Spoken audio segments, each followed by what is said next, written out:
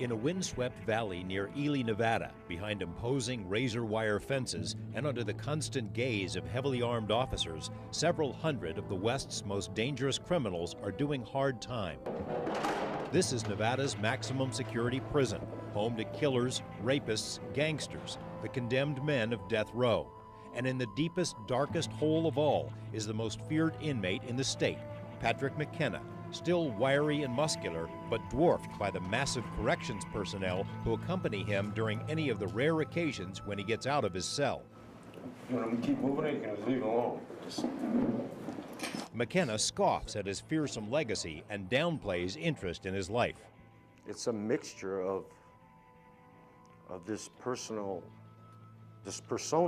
that's been created by some of the things I've done and some of the things the DA has fabricated, the prosecutors over the years.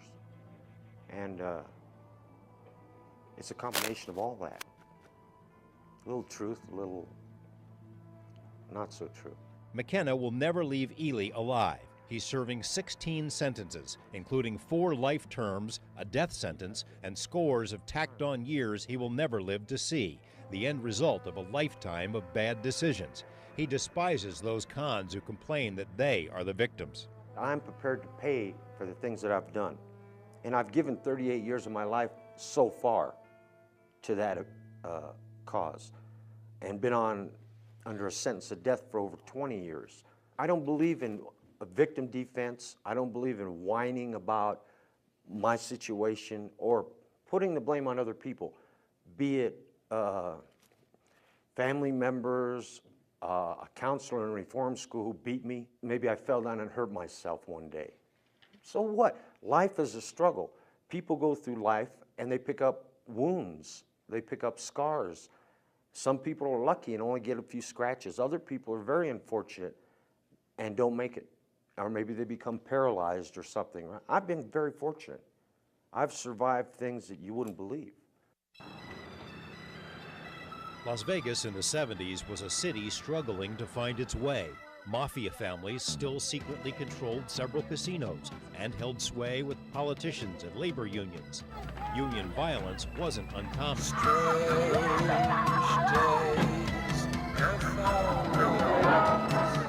Well-connected mob figures controlled the street rackets and instilled fear even among lawmen, all at a time when corporations were moving into town, in the belief that the casino industry and Las Vegas itself were becoming respectable. Even in such a turbulent period, young Pat McKenna already stood out with a well-earned reputation as a dangerous man. McKenna's first public splash came in 1964 when, at the age of 17, he and a friend abducted a young couple to a remote spot on Sunrise Mountain. The boy was beaten, the girl savagely raped. McKenna was sent away to do 20 years hard time. Shipped to Nevada's old, ominous maximum security prison in Carson City, it didn't take long for the teenage McKenna to make a name for himself. In 1966, he escaped from the state's toughest prison. I snuck out in a garbage truck, but I sprained my ankle when the truck tipped over. You know, I damn near broke my ankle getting out. So you didn't get very far? No, not far at all. For the escape, he was sent to solitary confinement, the Hole. He did 6 back-to-back stints in the Hole, 29 days per stint, 6 months overall, nearly all of it in total darkness. While there, he had time to plan. And the day they put me upstairs for the one day in between 29 stretches, I escaped again. And me and 6 other guys escaped that day, the very day they took me out of the hole. How many days? We got all the way out. We got all the way out, you know, all past the fence. They were shooting at us. We were going under fire. As we climbed the fences, we were being shot at. Police dogs tracked down the cons, and McKenna was back inside. The following year, he somehow managed to cut through the bars of his cell, but it was noticed before he could bolt. In 1973, during a prison riot, McKenna acquired a knife and took a guard hostage. Again, his escape was thwarted. While inside, McKenna hooked up with a prison gang, the much-feared white supremacist Aryan Brotherhood.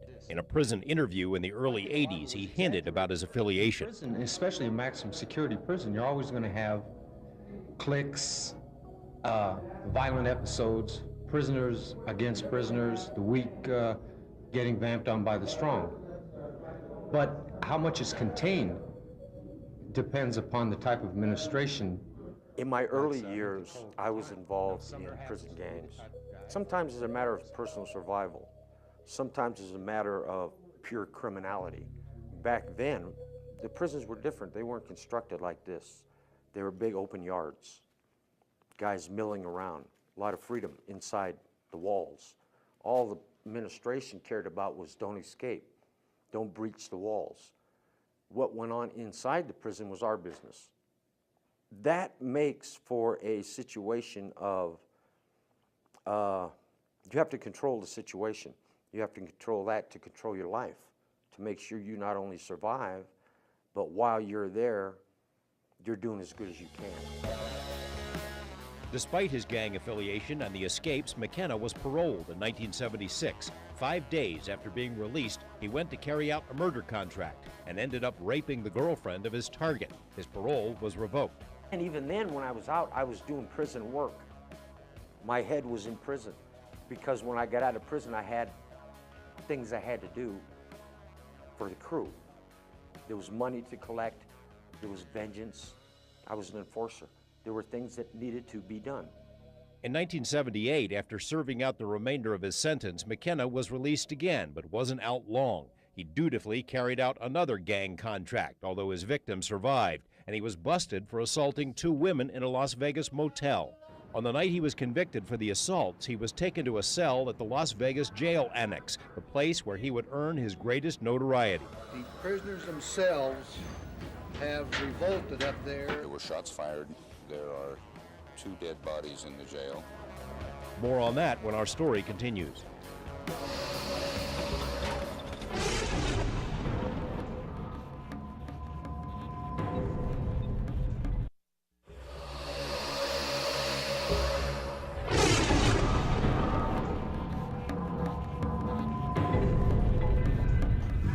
I will continue to fight the situation. When you go to trial, it's not a matter of what took place or the truth.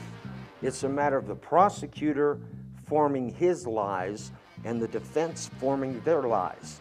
So you have 2 sets of lies, and nobody gives a damn about what really happened.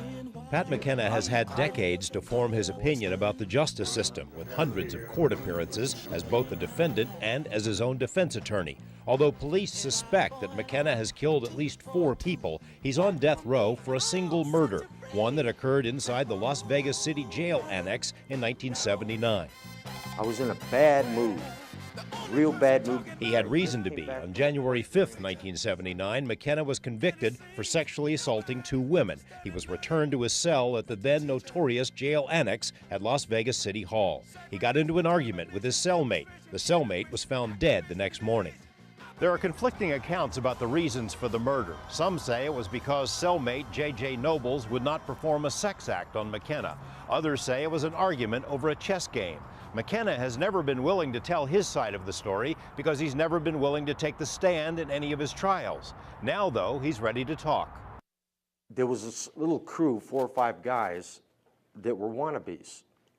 And when I gave them the cold shoulder and wouldn't have anything to do with them, animosity developed. They approached me wrong, and the one guy took a swing at me, and there was 4 of them. One of them had a shank, and the guy in front took a swing at me. When he swung at me, I sidestepped, put him in a chokehold, okay? I got him in a chokehold in front of the door, the cell door, which is about so wide, pushing his body against the cell door because the other guy's got the shank, his partner, trying to get around, taking shots around him, right? I'm using him as a shield for too long. I held him in the chokehold too long. I didn't know it at the time, but I think that's what killed him. In McKenna's eyes, it was self-defense, or at most, manslaughter, a fight between cons, not first-degree murder. But prosecutors went after him, and while awaiting trial for that incident, all hell broke loose at the city jail. A siege at the Las Vegas city jail that started Saturday morning when some prisoners overpowered a guard and used his gun to hold him and 2 other guards hostage. The August 1979 takeover of the jail annex made national news and helped to cement McKenna's perceived status as public enemy #1 in Nevada. 2 hardened cons, Felix Lorenzo and Eugene Shaw, both facing long prison terms, managed to overpower a corrections officer and gained access to gun lockers containing handguns and ammo. 2 other officers were also taken hostage. Most of the 84 inmates were left in their cells, but McKenna says he was invited to join the jailbreak and was given a gun. The plan was a quick breakout, right? That was the plan. That got fouled up because before we could get out, within the first 15 minutes, somebody spotted something was wrong, and the alarm went off, and we were caught. Then, from that, all escape was out of my head. From that point, it just became a question of surviving this thing and getting the hell out of here alive. Lorenzo, Shaw, and McKenna had hoped to walk out of the jail wearing the uniforms of their hostages, but an alarm was triggered, and the jail was quickly surrounded. The area around City Hall was cordoned off, and the siege of the jail began, attracting network news crews and an army of local media. Can you give us an update? Yes, I was familiar with Pat McKenna. This is a much smaller town. Jerry Keller was a patrol sergeant and trained hostage negotiator. Years later, he would become Clark County Sheriff, but during the siege, he served as the principal spokesman for the police negotiating team. These 3 guys that had these 3 guns were committed career criminals that had, you might say, nothing to lose. And we were in a tough spot. Keller and the hostage team made phone contact with the inmates to find out what they wanted. The initial conversations were with ringleader Felix Lorenzo, but eventually Pat McKenna became the inmate spokesman. After several hours of standoff, the inmates said they wanted a lawyer as an intermediary. Keller called in Stu Bell, a defense attorney who would later become DA and district judge. The police were not prepared to negotiate. They were going to do what they needed to do to bring this situation under control. The guards knew that their lives were in jeopardy. They certainly didn't want to lose any lives if they didn't need to, but they were not letting these fellows out. The inmates decided they wanted to add another party to the negotiations, a news reporter. He had called the television station. He was watching Channel 8. KLAS news director Bob Stodahl not only knew about Pat McKenna, he'd also known McKenna's father, a tough guy involved in local labor unions. Pat McKenna had first talked to Channel 8 reporter Paul Dawkins by phone, then changed his mind about a go-between. Okay, we have talked to the prisoners and have requested Bob Stodahl of Channel 8 to receive their responses. As the hours dragged on, Stu Bell and Bob Stodahl shuttled back and forth between the inmates in the second-floor jail and the police negotiators below. What's the word? Anything? It's real quiet and things are moving ahead. Stodahl recalls the face-to-face meetings. McKenna is in the middle, and I believe Lorenzo was on the left and Shaw was on the right. And Lorenzo and Shaw were they were nervous and ducking down where McKenna sat and kind of got his spot.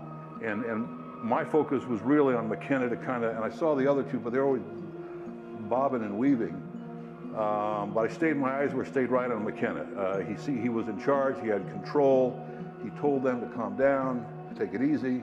The cornered inmates seemed to be making up demands as they went along, a list of 18 at one point, many of them focused on poor conditions at the jail, and a few that were more grandiose.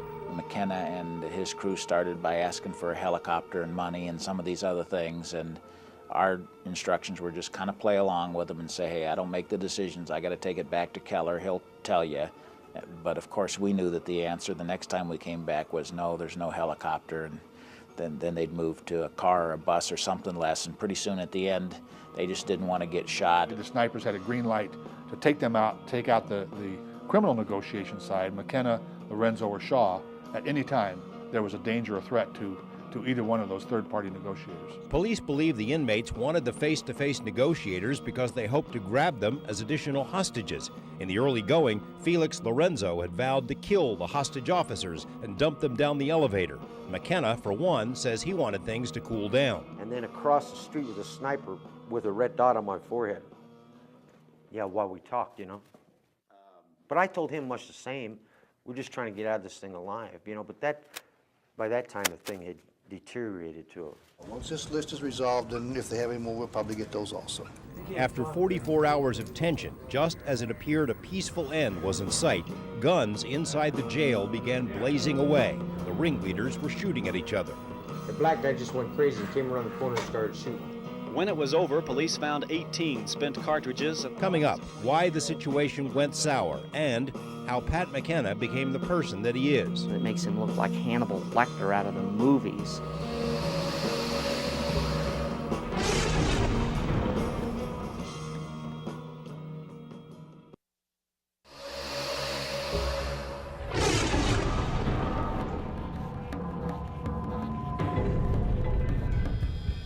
Shots rang out from the second floor jail facility. What has happened is that the prisoners themselves have revolted up there against the leadership. We're only a half a step away from getting the guns out. When things went bad, I was on the telephone with McKenna, and I was talking to him on the phone, and all of a sudden, like 9, 10 shots went off on the phone.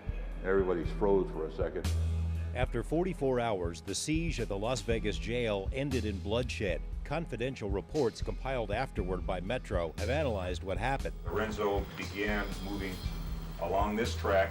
It's been dissected and discussed, but still there are conflicting accounts. Bob Stoddall and Jerry Keller were on the phone with Pat McKenna and were very close to having the hostages released when co-ringleader Gene Shaw started blazing away. McKenna gave this explanation when it was all over. The black guy was on the phone. He was talking to somebody. He came around the corner. Him and Felix got in a gunfight. They started shooting at each other. The black guy just went crazy and came around the corner and started shooting. McKenna suspects that police cut a secret side deal with Shaw, asking him to disarm McKenna and Felix Lorenzo. If he disarms me and the other guy, that they'll cut him slack on his case. So he come around the corner shooting at us, you know, and all hell broke loose.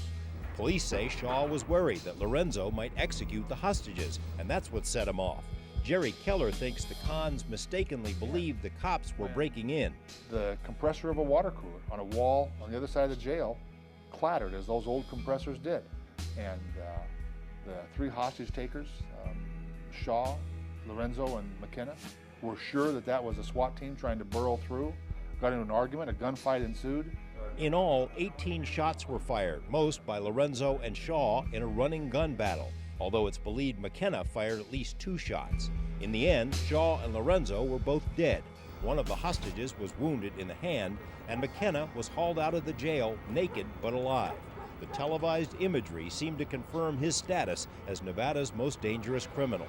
I mean, these were not people in jail for petty larceny. These were bad actors, and I don't want to promote Patrick McKenna's reputation inside the prison system, but he was a bad actor, so was Lorenzo, and so was Willie Shaw. I remember seeing him naked on the news when they hauled him out naked, yeah. Ken McKenna is Patrick's younger brother, but has also been his defense attorney. In fact, his first case, fresh out of law school, was to defend his brother for the murder of cellmate J.J. Nobles. And Pat grabbed J.J. and started choking him. Before the Nobles case came to trial, prosecutors first tried to nail McKenna for the murder of Eugene Shaw during the jail siege. 2 slugs from McKenna's gun were found in Shaw's body. McKenna faced a laundry list of charges from the jail takeover: murder, the kidnapping of the guards, and numerous counts related to the attempted escape. Acting as his own co-counsel, McKenna beat the murder rap when medical evidence proved that Felix Lorenzo fired the shots that killed Shaw. The kidnapping charges didn't stick either, but McKenna pled guilty to escape and was sentenced to 92 additional years on top of the 3 life terms he was already serving. 1 month later, he was tried for the cellmate murder. We, the jury in the above entitled case, find the defendant, Patrick Charles McKenna, guilty of murder in the 1st degree. As with all of his other trials, McKenna was kept off the stand, unable to tell his version of what happened. But it wasn't the crime itself that put me on death row. It was the other things, like the jailhouse thing. That's what's got me on death row. Not that particular crime. That particular crime is not a death penalty crime. I don't care how you hook it up. It was a fight between 2 felons, at most manslaughter, at most. He's in that situation where he can never testify. Now you say, well, what do you mean, Ken? Pat, and there's others like him, who are in the criminal system, they can't testify because even if they tell their side of the story, and even if the jury believes it and it seems believable and you look them in the eye and it seems sincere, the district attorney is going to stand up and say, when you were 16, you committed this crime. When you were 17, you were convicted of this. When you were 18, you were convicted of this. So no lawyer can ever put Pat on the witness stand to tell his side of the story. It's never been told. Also never told was the larger story. How did Pat McKenna become this arch criminal and monster? Why did he end up on death row while his brother became a successful lawyer? McKenna's family has always wanted to tell the story in his defense, but Patrick would never allow it. To him, the story sounds like whining. So I had a few tough times when I was like, who hasn't? Well, there are people eating out of garbage cans, little kids. Today, they're having a tough time. You know, so they automatically get to grow up to be a criminal? I don't think so. It's a matter of character. It's a matter of character, and it's a matter of right and wrong. When I was younger, I had opportunities not to be a criminal. I made a conscious choice. McKenna's choices were limited as a youngster, and things happened to him that couldn't help but affect his development. His father was a tough customer, involved in union organizing, a violent alcoholic who routinely beat up Patrick's mother. And there was constant abuse in our house. It was insanity. Although the excuse of abuse may seem overwrought these days, Ken McKenna says it was an everyday reality in the McKenna household. Pat was a bright kid who became bored with school, got into minor trouble, truancy and such, beginning at age 11. At 13, Pat McKenna tried to stand up to his father and protect his mother. His father beat him to a pulp. Mrs. McKenna heard about a new program, the Spring Mountain Youth Camp, a place where wayward boys could get back on track. It was a godsend. This camp had just been created. It was everything. It was beautiful. It was the place that Pat could be sent. He could get away from this violent environment. He would have caring, loving people. He would get his education, and he would have a chance to change his life. The reality of that camp was it was run by pedophiles and sadists who physically, emotionally, and sexually, we assume, abused those teenage children under their care. They would handcuff 13-year-old boys to the flagpole naked overnight in the mountains where it could get below freezing. Naked. Why? They used to make you fight your friends for their entertainment. The counselors would come in. We call it the Saturday night fights. There was no education, there was no school. All they did was give you a pick and a shovel and make you chop weeds and build a road all day. That's what we did. And then you'd whip your ass. Anytime you get out of line, they just beat you, slap you down. Now you gotta realize we're talking 10, 11, 12-year-old kids, and these are grown men, these so-called counselors. And after about 8 months of that, when they let me out, I was a little bitter about the situation and very resentful of authority, because my concept of authority was those bastards. And I hated them with everything I had in me. I hate them today. My memories of after he got back from Spring Mountain, he was totally disconnected. And there was a Pat that was my brother that we spent time together and we knew each other. He was gone. Ken and the other McKenna boys didn't go through what Patrick did. Only the oldest son was beaten and sent away. McKenna's father eventually died of a gunshot wound, self-inflicted, lawmen said, although some suspected it was a union-related murder. The death came too late, though, to detour Patrick from his seemingly inexorable path toward death row. There's no question he's a killer. Coming up, McKenna gets the Hannibal Lecter treatment in court, and he nearly escapes from death row itself.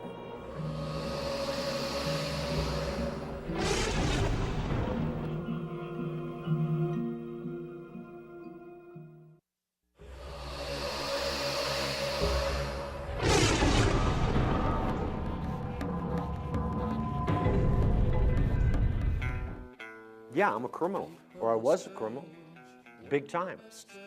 Yeah, and I've done 38 years. I mean, I want you, you know, can you just off the top of your head think of anybody that any criminal that you know that's done 38 years in prison? Just off the top. You remember the guy that J. Edgar Hoover captured down in New Orleans, a guy named Creepy Carpus back in the 30s? Alvin Carpus, yeah. He did 30 years. 30. I got 8 over him. This guy was a multiple killer. You know, we're talking John Dillinger era. This guy was a multiple killer. He did 30 years. I've seen, like I said, killers come and go. I've seen people that don't deserve to be alive come and go. Child killers, people that kill children, people that do things that are just unspeakable, come and go. I don't like it, you know, but I've put in my time. So anybody that's got a beef with me or thinks that, hey, this guy needs to be executed, anybody who may be watching, shoot your best shot. It's no exaggeration to call Patrick McKenna the emperor of death row. He spends 23 hours a day in isolation, but still commands respect from both inmates and corrections officers, in part because of his seniority on the row, and in part because of his reputation as a dangerous hombre. The sheer enormity of his collective sentences makes him stand out, even among the hardened company at Ely State Prison. I've been in corrections almost 29 years, and there might have been a few over the years, but I can't, you know, specifically call to mind any inmate that has 16 different sentences, and, you know, 4 of those are life sentences, and one of them's a death penalty case. Warden McDaniel declines to characterize McKenna as his most dangerous inmate. He says they're all dangerous if you allow them to be. The Ely facility is a tight ship that doesn't allow for a lot of interaction among cons, something especially true for McKenna, who's cleaned up his act over the past several years. In his earlier career as a criminal, I guess, in the system, had a lot of what we call write-ups or disciplinary infractions within the facility. They've kind of went up and down over the years. He's in the last few years, he's slowed down a lot, and he's probably being a little bit more watched a little bit more carefully in the last, you know, several years, and doesn't really have the opportunity to do some of the things that he did in the past. For all of the crimes on McKenna's record, the escapes are what have earned him the most notoriety. Twice he slipped out of the maximum security facility at Carson City. 2 more times he came close. After the infamous jail siege and his murder conviction, McKenna was returned to Carson City. Somehow, he acquired a pistol and kept it hidden behind a shower wall for a year. In 1981, he used the gun to take 9 guards hostage in yet another breakout attempt. He surrendered when prison officials refused to negotiate, commenting that he just wanted to give it a shot. You know, he gets a little smile when you talk about his escapes. He gets a little smile on his face. He recognizes he's not doing a good thing, but it's a point of pride for him almost, isn't it? You know, Pat's extremely intelligent, and having gone another way, he could have been whatever he wanted to be. So I suppose in his world that he's in, sure, he probably does take pride in the success, the accomplishment of an escape. I can completely understand that. When I was a youngster, I used to think about it a lot. And I used to put it into practice. And I used to do it. Later, it became more of an academic thing. Back then, I used to put things into action. I used to form an escape plan, and then I would put it in action, see if it worked, you know. And sometimes it did, and sometimes it didn't. But a lot of it was that. And when I was younger, I generally wanted to get the hell out, you know, and do things, you know. The crown jewel in McKenna's career as an escape artist came here at the maximum security prison near Ely in the early 1990s, when McKenna and another group of inmates came this close to busting out of death row. The Ely prison was opened to be a new escape-proof facility built to house the worst of the worst. When McKenna transferred here in 1989, construction work was still underway. This reporter was in negotiations with McKenna and prison officials to arrange a death row interview. McKenna turned us down flat. I'm suspicious of the media in general. You know? I don't blame you. Because of personal experience with them. Usually they work with the prosecutors. The reason McKenna didn't want any attention from a reporter is that he had hatched another escape plan and was nearly ready to go. As part of the elaborate scheme, McKenna and 5 other death row denizens had used hair clippings and assorted scraps to create papier-mâché heads to help cover their absences. They used ropes made from bed sheets to access a crawl space above their cells, labored inside the crawl space to dig a hole through the cell block wall, and somehow obtained wire cutters that could have sliced through the only fence that stood between them and freedom. They were awaiting the first storm of winter to go, but were ratted out by an inmate. Otherwise, McKenna says, he was gone. Prison officials insisted afterward the plot would never have succeeded. Like this place, I'm convinced in my head that I beat this place. This prison. These guys might not agree, but in my head, I think I beat this place. I did everything that was physically possible to do in order to get out of here. But it wasn't put into effect. And it was caught, I was caught before then. And I freely owned up to it. I took responsibility for it. And I'm still paying for it. You know, I'm still on the special classification 10 years later, 11 years later. And you said in your head you got out of here. That was in 1991, just before I retired. Prison officials note that no one has successfully escaped from Ely, and since Warden McDaniel has been running the place, no one has even tried, not even McKenna. He doesn't leave his cell unless 2 officers are escorting him, and he's been searched and properly restrained, and there's no one else out in the area that he could come in contact with. In other words, Pat McKenna isn't getting out of Ely State Prison. No. The McKennas believe it's the escapes, not the cellmate murder, that has kept Patrick on death row for so many years. There's no doubt. Explain that to me. Well, it's a combination. I have a long history with the state of Nevada. People that were lawyers became judges. Judges became politicians, governors, senators. I had a prosecutor once named Robert List. You ever hear of him? Yeah, sure. Judge, how about Michael Fondy? Yeah. All these people are judges, ex-governors, or sit on the Supreme Court today. Mike Callahan, Robert List, Paul Laxall, Harry Reid, our senator, on and on and on. All these people I've had personal things with over the years as I've come up through this system, okay? You take that, and then you take the fact that I've done things against the system, like my takeover of the jail, my successful and not too successful escapes.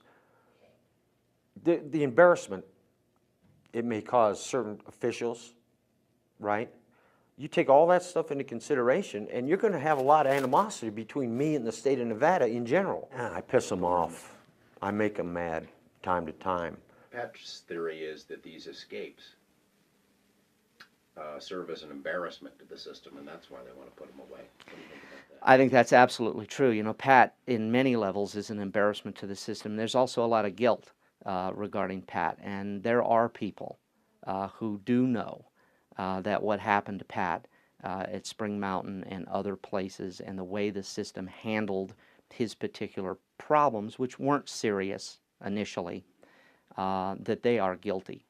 Ken McKenna knows that blaming it on the system will likely elicit groans from the public, but if ever there was a case where it's true, his brother would seem to be it. After the abuse at home and the brutality of the Spring Mountain camp, young Patrick was sent away to a juvenile camp near Elko for committing petty crimes. He says he was bitter, not open to any help, and when he was released, he rejoined his young crew on the streets of Las Vegas. Now we're all older. We're teenagers now. We're doing more serious things. We're pulling robbers. We're getting involved in things that we're doing piecework for the adults. Doing jobs for adults. I'm not mentioning names or anything, but it involved unions and all that. McKenna won't confirm it, but law enforcement sources say his teenage crime crew was linked for a time to a notorious father and son hitman team, Tom and Granby Hanley, hired muscle who masterminded a rash of union-funded firebombings in Las Vegas and who were suspected of several murders for hire on behalf of mafia figures and labor leaders. The Hanleys were eventually sentenced to life for a mob-tainted hit on a union boss. Still only 16 years old, McKenna took a final stab at a straight life. His girlfriend became pregnant, so he married her, got a regular job, and had a plan to join the Marines when he turned 17. The dream didn't last long. The baby died, baby girl. And I didn't handle that real well. I was kind of putting all my hopes on this family, then the Marines, right? That's where all my hopes and every rationalization I had for getting out of the criminal lifestyle was on that. When that didn't happen and the child died, I started drinking, went back to the lifestyle. And in about 4 months, I was in prison. And then it's a downward spiral. And I've been in prison. That was 38 years ago.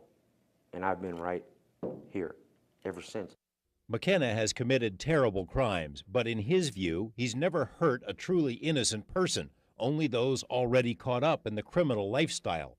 In a letter, he told us, "Each and every crime I've committed, without exception, has been against people in my world, in the life. I've never committed a crime against someone who wasn't in some way in the justice system or the criminal world." The Sunrise Mountain kidnap and assault is what first sent him to prison. McKenna says the teenagers he attacked were street gang members who'd given information to police about his crew. The cellmate he killed had a long rap sheet and he says was trying to kill him.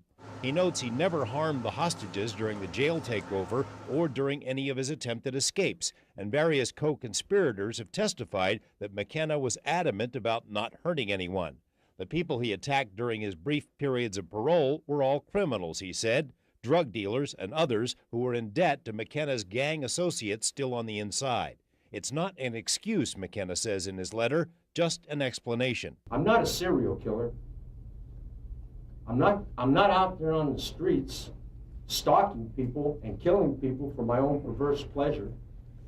I'm not doing that. I'm not blowing up buildings full of innocent people. I'm not blowing up airplanes. I thought that that's why we had the death penalty, for those kind of crimes. But lately, recently, the last week or two, it's been brought to my attention that the death penalty is to prevent a man from escaping from prison. You don't have to be a child killer or a mass murderer or a serial killer. You've got to be an embarrassment to the state. Mr. McKenna does not get to choose. Coming up, the state tries once again to send McKenna to the death chamber. But a new attorney has a new issue to raise. It's just a technicality. Well, no, it's actually unconstitutional process. And if we give up that, you and I and everyone else lose.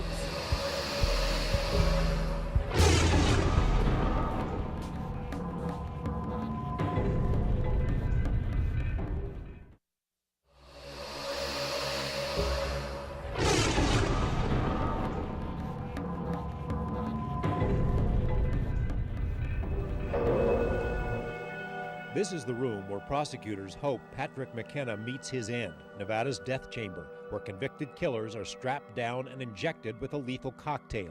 For 24 years, a small army of lawmen and lawyers have tried to arrange McKenna's rendezvous with the executioner. And while McKenna was convicted for the slaying of his cellmate in 1979, he has twice had his death sentence reversed, once by the U.S. Supreme Court. But I'm not going to allow the state of Nevada to make me afraid, or to make me think that because they say they're going to kill me, I should worry about that. To hell with them. Bring it on. If they want to do it, do it. But I don't think they can. You know, Pat has won every appeal he's ever had. That's why he hasn't been executed. Why does he win them?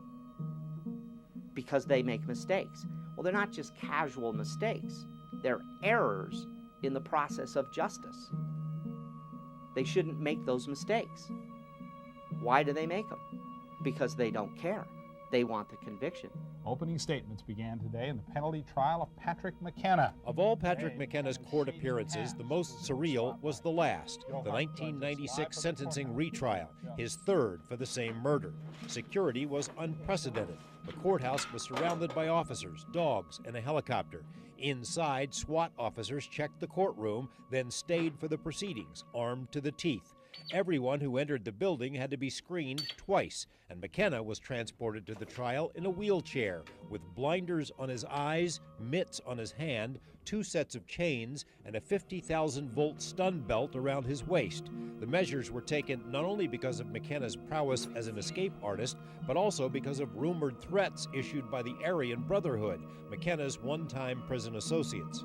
That security was there for a reason. I'm not at liberty to discuss all of those reasons, but I can tell you that he was safely transported from the Nevada State Prison to the Clark County Jail, into court, back to jail, and back to prison. He didn't escape, and no civil rights were violated, and that's the mission accomplished for the Las Vegas Metropolitan Police Department. McKenna thinks lawmen got some bad information, perhaps from a prison informant. He says he long ago gave up any affiliation with the Aryan gang, and that in solitary he couldn't associate even if he wanted to. I'm retired. I'm not a member of anything. His family and lawyers see more sinister motives. And having all that security sitting around with machine guns on their laps under their little cloths and looking like it's an armed siege, of course that affects the jury. It's intended to affect the jury. When they roll him down the hall in a chair with a mask on that makes him look like Hannibal Lecter out of the movies, and that shows up on the newspaper, of course that's intended to affect people.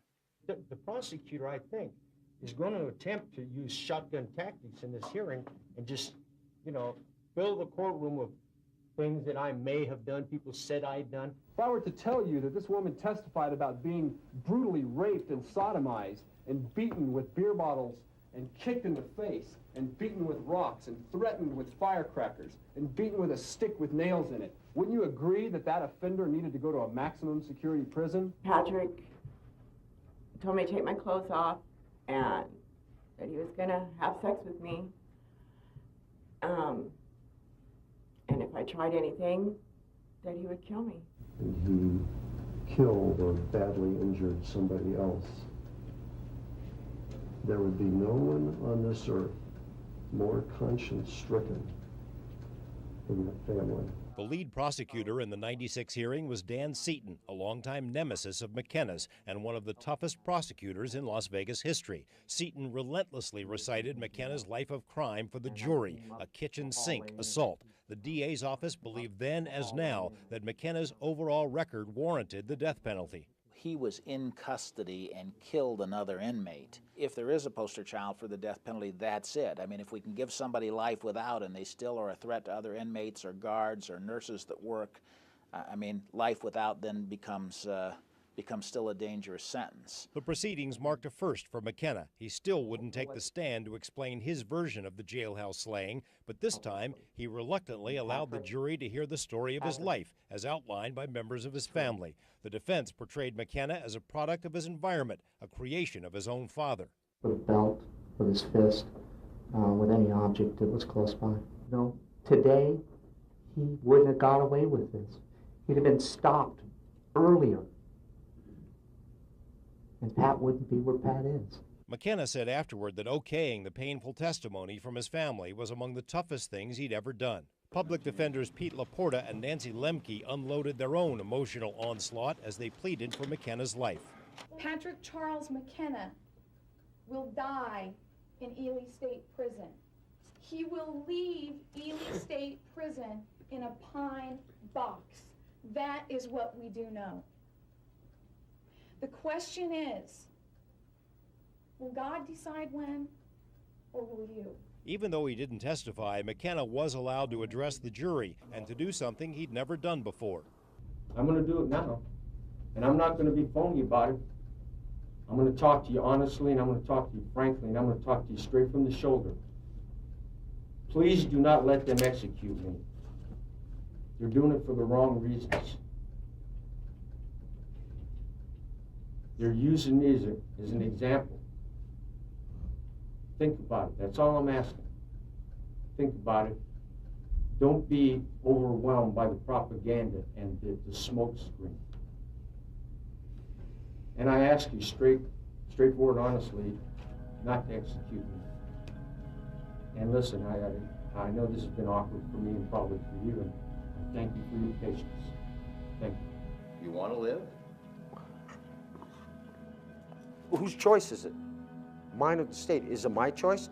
Yes, I want to live. I want out of prison today. I want to live in a condominium in South Beach in Miami. This is what I want. I can't have these things. But it's not my choice whether I live or die. For the first time, a jury found there were mitigating circumstances in McKenna's crime. They were moved by the story of his life. But in the end, the verdict was the same. This is the third time a jury has ruled McKenna should die for a 1979 killing. In these boxes are the sum total of Pat McKenna's life in the legal system: court documents, affidavits, police reports. It now falls to defense attorney Patricia Erickson to sift through the mass of paper to figure out if McKenna might win yet another appeal of his death sentence. He has had really horrendous things occur in his cases. I mean, the Ninth Circuit does not reverse capital cases on something that's not important. Officially, Erickson's pending appeal is limited to what happened during the 96 hearings, but she intends to examine the entire record of the cellmate murder case. More pointedly, Erickson says the security at the 96 hearing was over the top and will be an issue. The entire argument was this man is a danger to society. He'll kill her, he'll escape, he'll kill again. You know, you have, I never was inside, so I can't say, but my understanding was that there were SWAT, you know, armed SWAT members, and that there, I mean, there's certainly the security at in the gate, you know, going through the front door. That, you know, the kind of security is unprecedented, and anybody that's ever been in the courthouse would know that. I mean, all those jurors who are being asked to decide whether Patrick McKenna should die for his prior crimes and this crime itself had to feel the immense, you know, the incredible, you know, you don't have that kind of security unless that person is really, really dangerous. Erickson notes that while McKenna has been in prison for decades, there's never been a psychological evaluation of him to determine what shaped his psyche or whether he feels remorse. She asks whether society in general bears any responsibility. He started in our prison system at 11.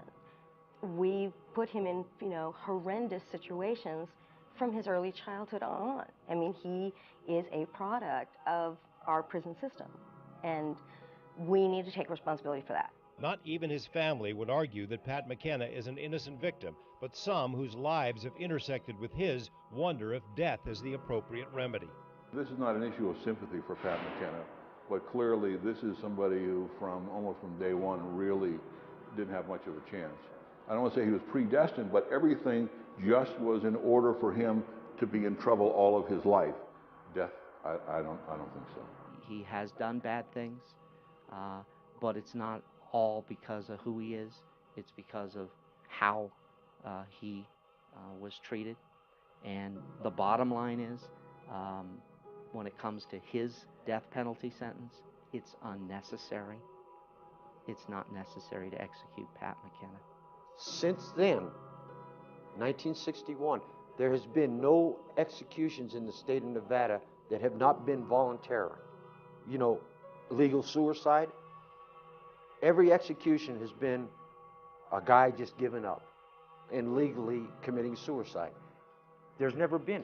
Now, why is that? Because the state of Nevada has such a fouled up legal structure in order to get the death penalty that convictions never hold up.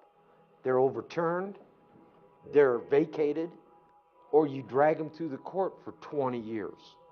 All they have to do to stop all that is to give you a fair trial in the beginning.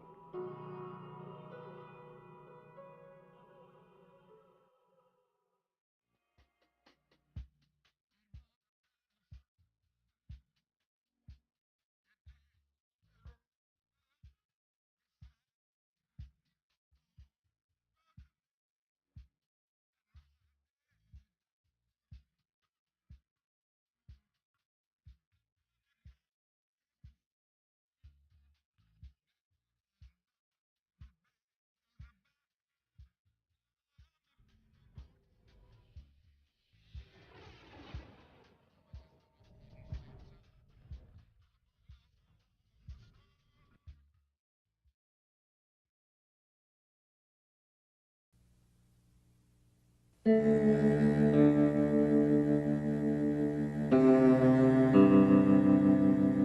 When all this happened, I was 24 years old. I was married to a really good woman who had 2 kids of her own. And I don't know what happened. I don't know why. I've even stopped questioning it because I can't figure it out. Timothy Gribble raped and murdered 2 women in Galveston, Texas. He was sentenced to death in 1987. You know, it hurts that I know that I'm that individual they're talking about because, you know, when I look inside myself, I don't think I am.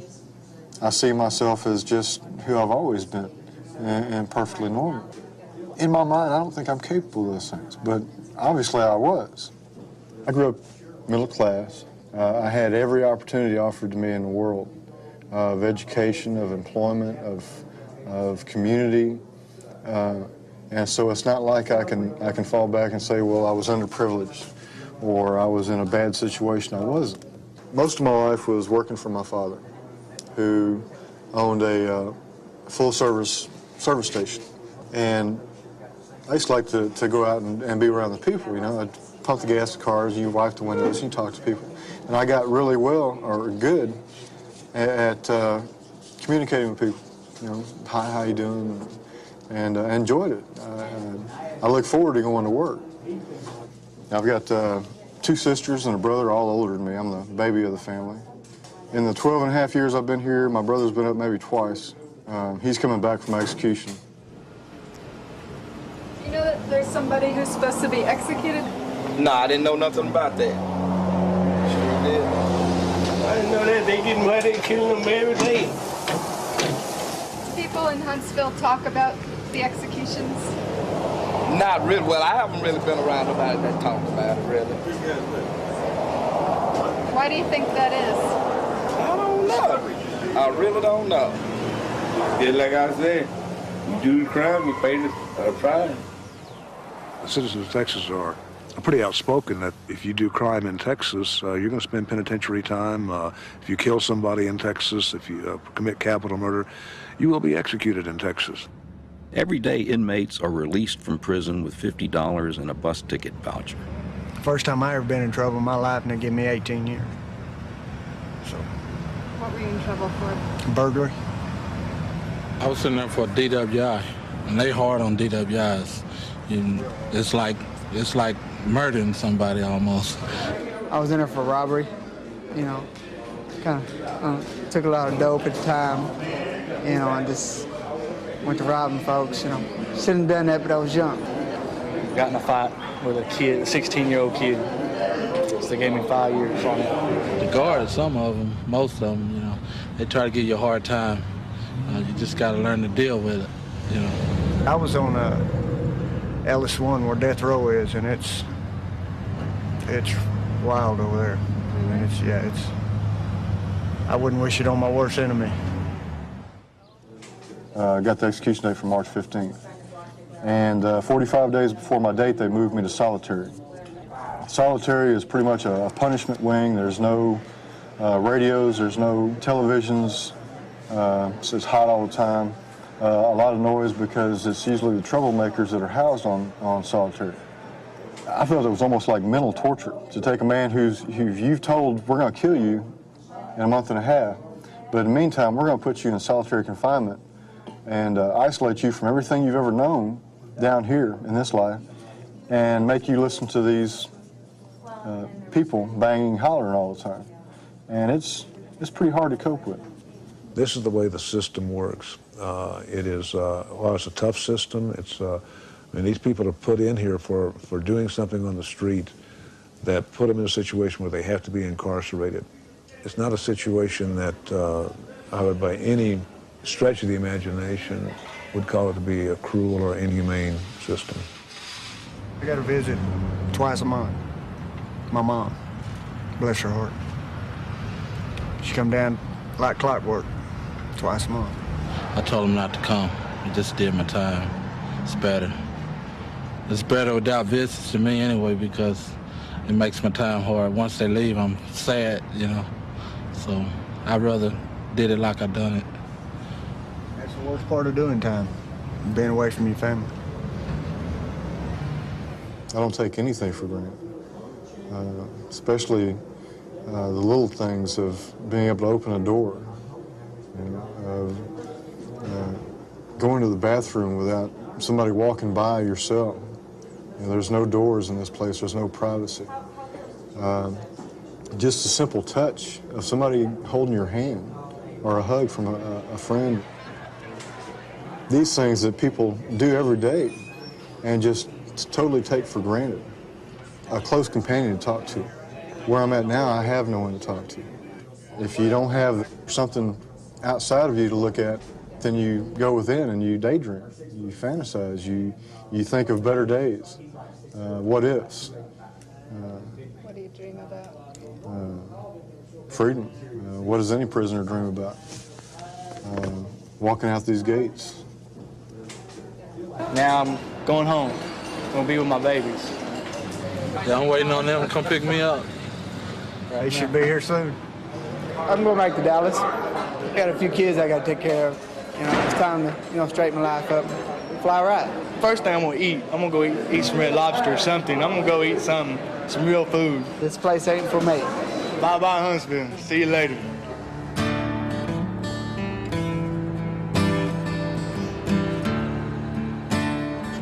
Nobody wants to grow up to be a death row inmate.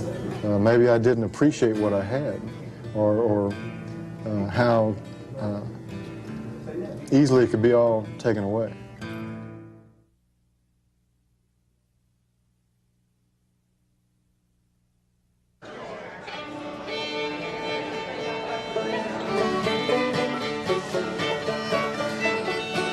Well, this is Texas. Huntsville is right here. We're 70 miles north of Houston and about 170 miles south of Dallas. Huntsville was settled in 1835 by Alabama pioneer Pleasant Gray. He established the town in what was then Mexico with 2 log cabins and an Indian trading post.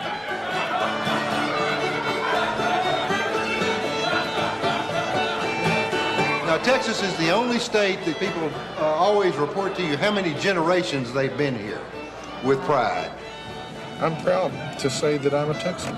In fact, one of my ancestors fought with Sam Houston at the Battle of San Jacinto, and I'm pretty proud of that.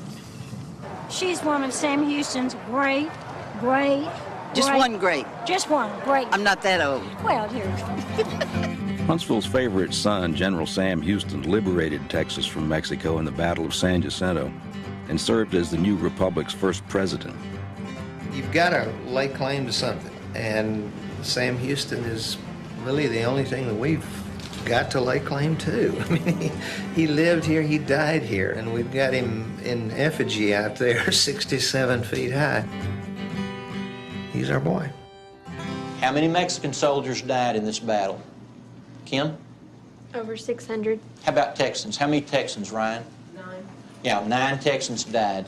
It was one of the most decisive victories in the history of the world. Now, the killing, though, went on into the evening. The Texans wanted revenge, and they'd lost brothers, they'd lost fathers in the Alamo, so now they were thirsty for revenge. Sam Houston tried to get control of his men. He didn't believe in just these murderous acts after the war had already been won. What did Sam Houston do on April the 1st? Do you remember, Kim?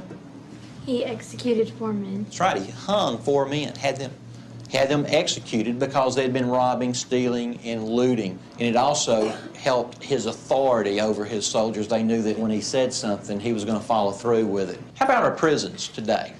What if Sam Houston could come to Huntsville and he would look around and see the prisons, which they were just getting started at the end of Sam Houston's life, the Texas prison system? I think he would disapprove of the death row system because he hung those 4 men. He didn't wait. He just did it. In other words, he'd disapprove of the way it's done now? Right. Oh, okay. Allison? Also, when he hung those men, they were only like robbers and like troublemakers, and today we just hold them for like 5 years to 10 years and then let them go. He definitely wouldn't approve of that. I think that he would be glad that they were locked up because they did something wrong, but I don't think he'd be happy that there's so many people in prison. Probably be sad just by the number of lawbreakers, right? He'd be saddened by that. I don't think he would like that they get to play basketball whenever they want and go out and run track whenever they want. because he was like really into the justice, you know. Tiffany? He'd probably say all the cells should be empty. They should all be dead by now. Kill them. Get rid of them. Get rid of them. Okay, he might, but let me remind you of something. During the Battle of San Jacinto, remember Sam Houston, and he used very, very strong language, and I'm not going to repeat it, to try and stop his men from killing those Mexican soldiers once the battle was over. He did what he believed was best and not what was popular. In 1849, Sam Houston led Huntsville in a fierce competition to become the state capital. When Austin won, Huntsville was awarded the lucrative state penitentiary as a consolation prize.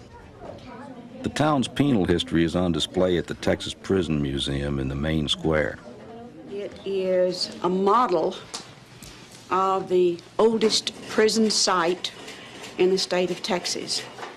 It is, proper name is the Huntsville unit, but everybody calls it the walls. These are items that have been made by the inmate population to use against one another and the security officers in escape attempts. They can take practically nothing and make it into a weapon. The slingshot here is a recent contribution from down at the McConnell unit. The spear that's leaning against the wall is nothing except rolled up paper, and the point of the spear is a paper clip that has been straightened out, and then they take it and rub it on concrete floor till it's just like a needle. This is the electric chair that was used by the state of Texas from 1924 through 1964.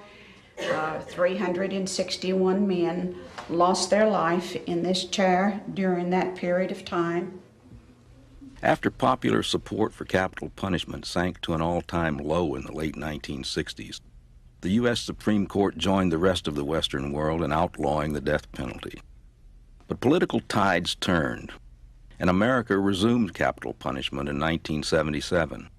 1/3 of the nation's executions since then have taken place in Huntsville. Oh, Sparky. The inmates call it that. The gentleman who did most of the construction of it was supposed to be an occupant of the chair. I have nothing to back that up, but we do know that his sentence was commuted, so he did not sit in the chair officially. Inmate population calls it Old Sparky. The prison system has been here so long. It is a part of the state and the local history. You cannot separate it all. It is here, and we do the best with it that we can.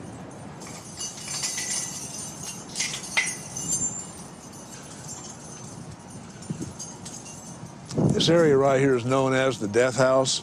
When the inmate is brought in for execution, the inmate is brought in a van with a series of gates. Once the van is inside here, this gate will be closed, and the inmate will be escorted out of the van and into this door here. The inmate is, at this time, the inmate is shackled by his hands and by his feet. I had a hard time these past few weeks trying to adjust myself mentally for my execution, to say all my last goodbyes to my friends. At the other unit, the inmate can visit with family, friends, that type of thing. But once the inmate is in the confines of this building, no more contact. Once you become a death row inmate, you'll never be able to hug your mother again, shake hands with your father, anything like that. It just doesn't happen. I could probably name off 20 people that I was really good friends with, talked to every day, you know, that have been executed. You see them walk out and you know where they're going. You know that they're going to be killed. And here you are, you're still alive. You almost feel guilty for being alive, that it's, you know, I don't know. About an hour prior to the execution, in Texas, the execution time is 6 p.m. The inmate will be removed from this cell and taken to this cell right here. He'll spend the last hour in this cell. And it's from this cell, when 6 o'clock comes, that the inmate will leave the cell and go through the green door. Up until the time it is time for their execution, they will never see what's behind that door. I hate to confront death. I know it's present. I know that I'm on track for it. I've got 2 weeks to live, but I just hate to actually confront it, to think about it head on. You know, I can conceptualize death. Yeah, I'm not going to be here anymore, but to actually think about laying down on the gurney and having a needle in my arm, and knowing that any moment I'm strapped to this gurney. Any moment they're going to pull the curtains back, and there is going to stand my family and friends, and 5 members of the victims' families and their friends, probably the district attorney. And I'm going to have to confront this whole situation, this whole scenario of here you are, you're going to die. And I don't know, it's scary.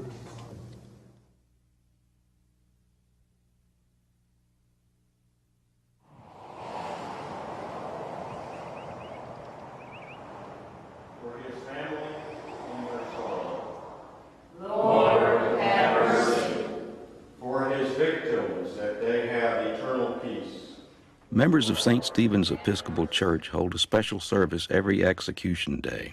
For the correctional officers, it's very easy here in Huntsville, where they take place, to ignore what's happening. For the executioners who represent us, give them peace. We have those few agents that do the actual lethal injection, but it's on all our hands. For the people of Huntsville, that we remain distressed and avoid complacency.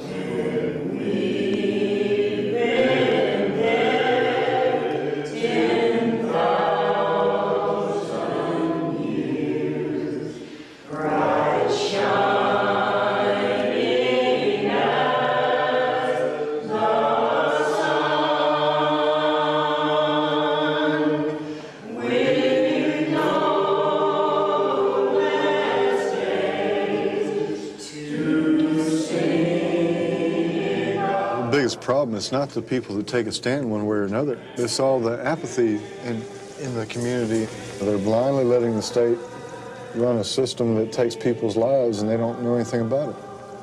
Regardless whether you're for or against it, just get involved. I mean, take a stand.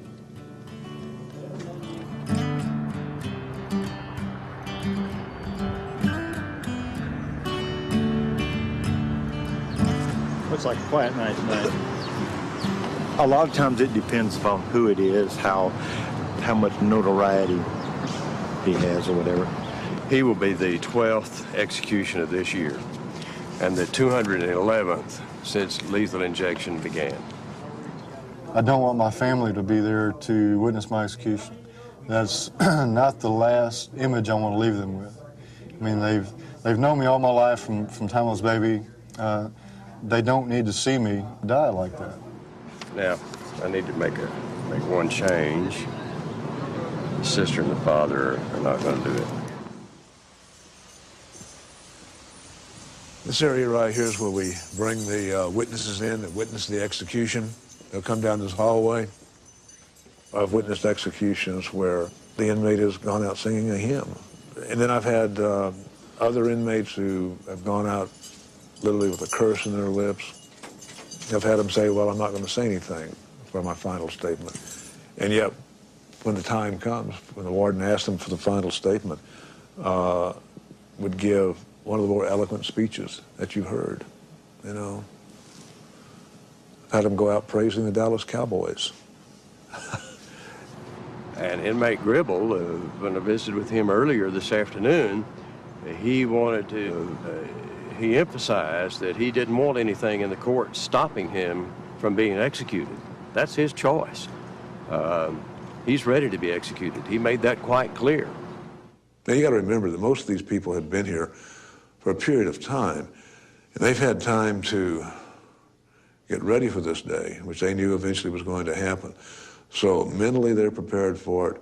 A lot of them are spiritually prepared for it. A lot of them look forward to being just the next step on a journey that anything would be better than where I have been. From my point of view, death is almost a release because, strictly from a personal standpoint, I won't have to wake up in here anymore. The people that are going to have to deal with my passing when I'm gone are my family. My friends that I've created good friendships with outside. They're going to have to live with the fact that the state killed me, that I was executed, and they're going to be a whole new set of victims. Whereas if I had spent the rest of my life in prison, it would have been hell for me, but they would have had, I would have been there, you know. There wouldn't have been that loss for them. And so I really regret it from that standpoint. But it's here and there.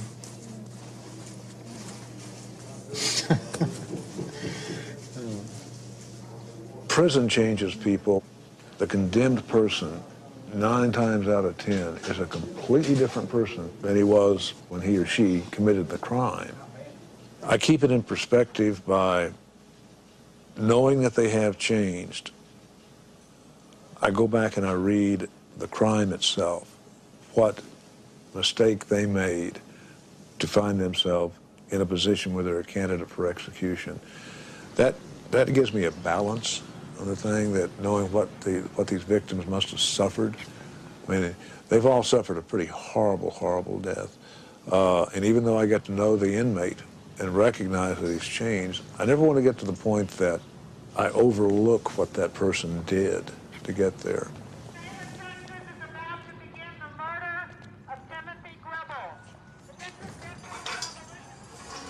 I'll come back here just when the inmate arrives, and the purpose of that really is to, first of all, find out if he has anything he wants to say to the media, and in lots of cases to say goodbye. There's a lot of these guys I do know. Goodbye, fella. Have a good trip.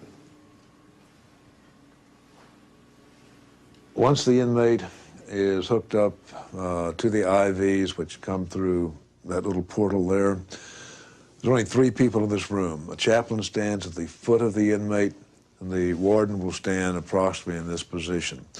The warden will ask the inmate if he has any final statements, and if he does, he will address either this side over here, which is the victim side, or this side over here, which is the actual inmate side. If a man ever had anything to say, now's the time to say it. People actually will pay attention to you when you're dying, you have a last statement, they'll actually listen. And so I'm taking a lot of time to try to say the right things. First and foremost, I want to apologize to the victim's family and for the crime that I committed. I really don't want to say too much. I don't want to offend them, but I have thought about them a lot over the years, about the loss that they've had to go through. I lost my freedom. Basically, I lost my life. And I know how precious life is now. It took this place here in 12 years of my life to come to grips with how precious and fleeting life is. It takes about 2 minutes from start to finish as far as the chemicals getting into the body. The person is clinically dead when the first chemical hits because it's such a massive dose. Once that chemical hits, it's irreversible. They can't come back. The only thing that you will hear during the execution is an escape of air from the lungs when the diaphragm and the lungs collapse from the second chemical. It's over in just a matter of minutes.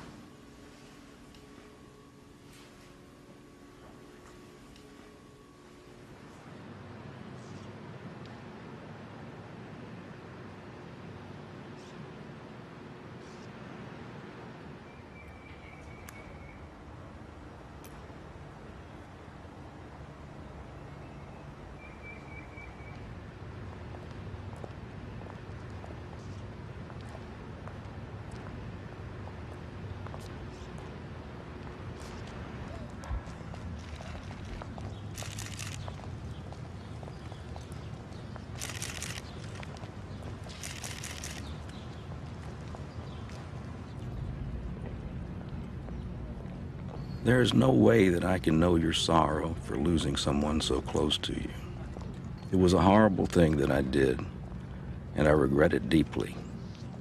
I don't know if this will ease your pain, but I truly pray that this will help you find peace.